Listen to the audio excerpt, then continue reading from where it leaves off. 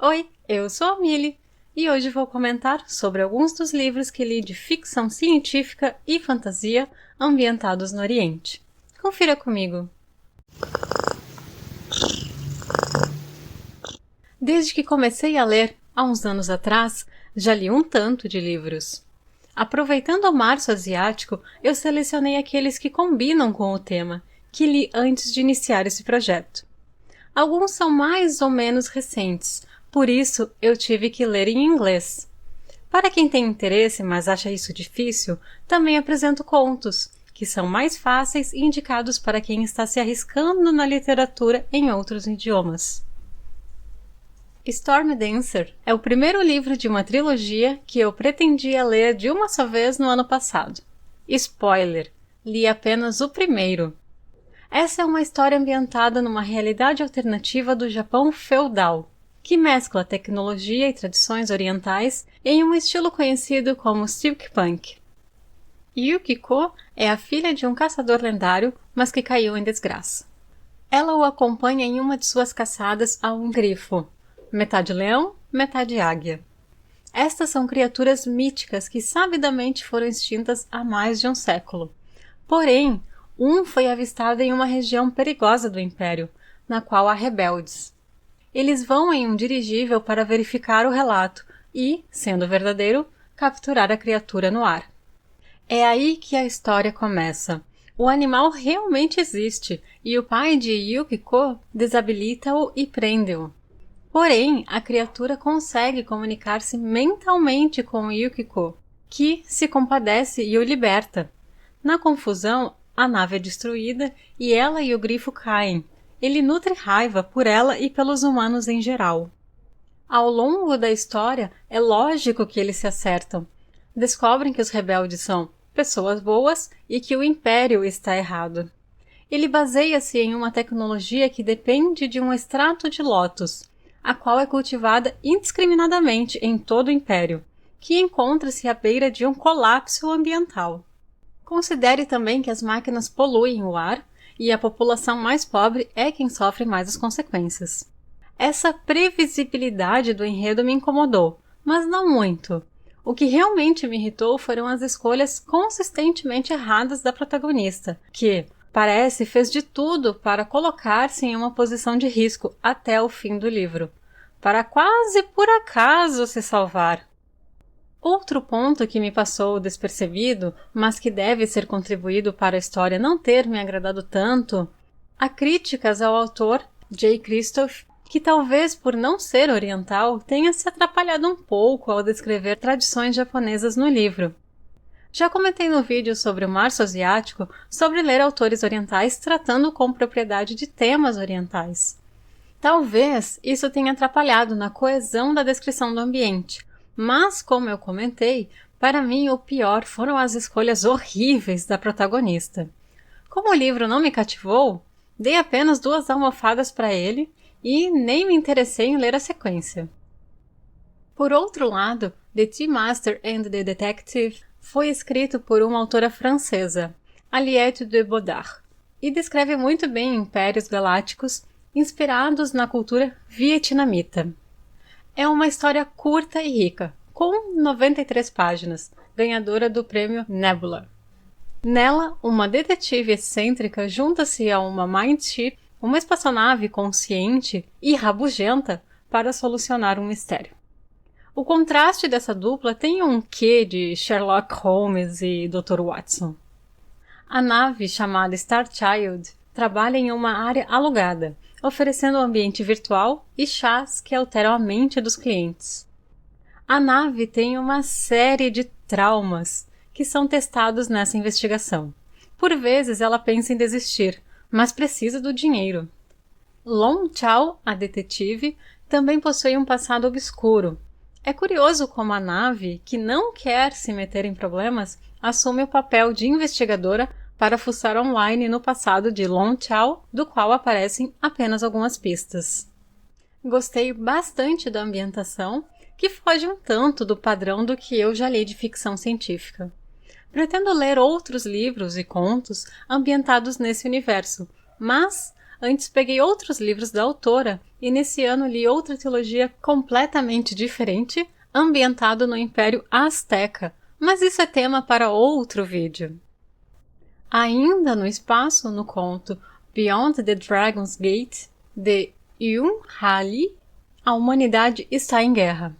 O desenvolvimento tecnológico chegou ao ponto em que espaçonaves são controladas por inteligência artificial consciente e sem a necessidade de manter um corpo humano. Não possuem mais um formato sólido, e sim fluido. É bizarro. Anakin era uma pesquisadora de inteligência artificial e foi contratada, ou melhor, coagida, a cooperar com militares na recuperação de uma frota dessas naves, que cessaram contato com todos. A princípio, espera-se que as naves confiem nela.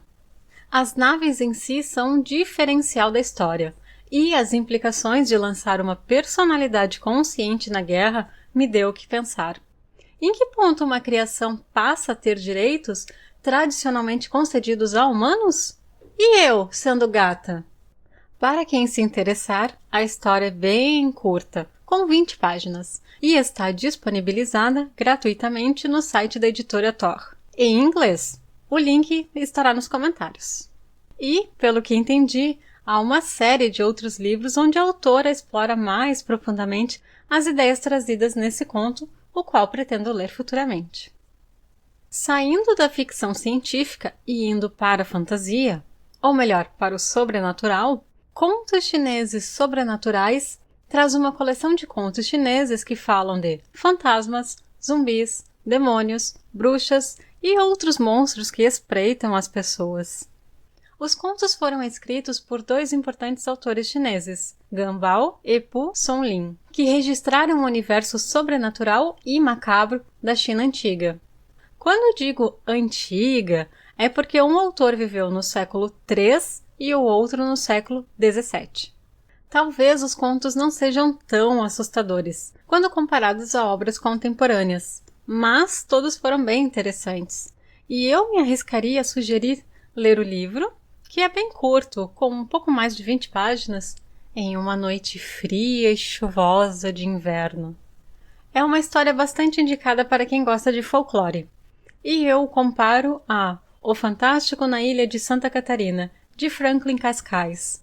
Ambos trazem histórias bastante curiosas e enriquecedoras, que ajudam a entender um pouco mais sobre as crenças de um lugar em um período passado. Fábulas Budistas, também é uma coleção de contos, ambientados na Índia Antiga. Foi escrito por Noor Inayat Khan, uma princesa indiana nascida na Rússia, mas que viveu em Londres e trabalhou como espiã em Paris. A vida dela rendeu livros e filmes, mas voltemos às fábulas budistas. Os contos trazem animais falantes, reis e viajantes indianos, e cada história traz uma lição de moral bem clara aos leitores. A leitura é bem fluida, e na verdade eu achei o livro um pouco simples demais, talvez sendo mais indicado para crianças. A frase "Todos viveram felizes para sempre" finaliza cada um dos contos. Mas leituras budistas não têm esse conceito de para sempre, porque o conceito da impermanência é muito importante. Mas, nos tempos atuais, qualquer forma de sabedoria é útil. The Terracotta Bride, da autora Zhen Cho, é outra história curta. É um conto, com 50 páginas, que se passa no inferno chinês. Mais especificamente na 10ª corte do inferno.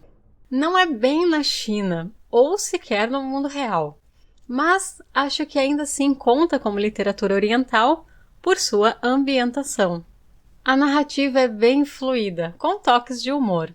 Nela, espíritos ricos o suficiente para subornar os burocratas do submundo podem evitar as tormentas do inferno, bem como a reencarnação, mantendo-se em uma situação de certo modo cômodo, mesmo que infernal.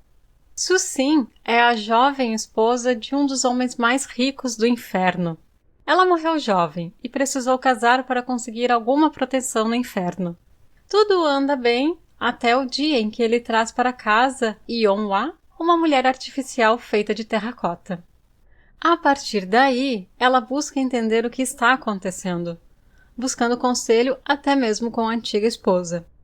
Conforme Su Xin e a nova noiva se aproximam, o mistério da criação de Yonhua leva a uma conspiração que pode abalar o inferno. Apesar de curta, é uma história bem elaborada, sendo o ambiente o seu maior diferencial. Após The Terracotta Bride, foi por pura coincidência que li outro livro da mesma autora, The Order of the Pure Moon Reflected in Water. Essa é uma novela, com 176 páginas, do gênero de ficção chinesa wuxia, que literalmente significa heróis marciais, e que trata das aventuras de artistas marciais na China antiga, frequentemente de modo sobre-humano e fantástico, algo como nos filmes O Tigre e o Dragão e Kung Fu Panda. A história inicia-se em uma cafeteria, onde Gei Yin, uma jovem devota da Ordem da Lua Pura, é molestada, sendo defendida por um grupo de foras da lei que estava de passagem. Cabe dizer que Gei Yin saiu do seu templo, mas mantém inabalada sua fé na divindade. Sem destino, ela se une aos bandidos, indo de um ponto ao outro em busca de recompensas. Ela se torna particularmente amiga de um deles, Tetsen, que é o braço direito do carismático líder. Há vários pontos tensos e interessantes nesse livro curto.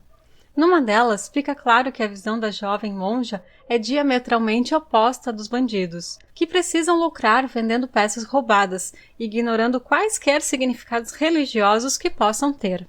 Em outra, sendo mulher, ela consegue perceber traços sutis de comportamento que revelam segredos que ninguém no grupo sabia sobre um dos integrantes. Gostei bastante da ambientação e do tom empregado no livro, com bom humor e sarcasmo. As reviravoltas na história me motivam a reler a história em algum outro momento. O único ponto negativo é que a história é curta. Fiquei com vontade de ler mais dessa história, e é uma pena que a autora ainda não publicou uma sequência. Para este março asiático, eu estou lendo um outro livro da autora Zhen Cho, Blackwater Sister. Bom, espero que tenham gostado da lista. Eu gostei. Para a maior parte dos livros, eu dei 4 almofadas. Março está quase acabando, mas ainda dá tempo de pegar alguma história para essa semana, nem que seja um conto. Se algum livro ou tema interessou mais a vocês, escrevam aí nos comentários. Até!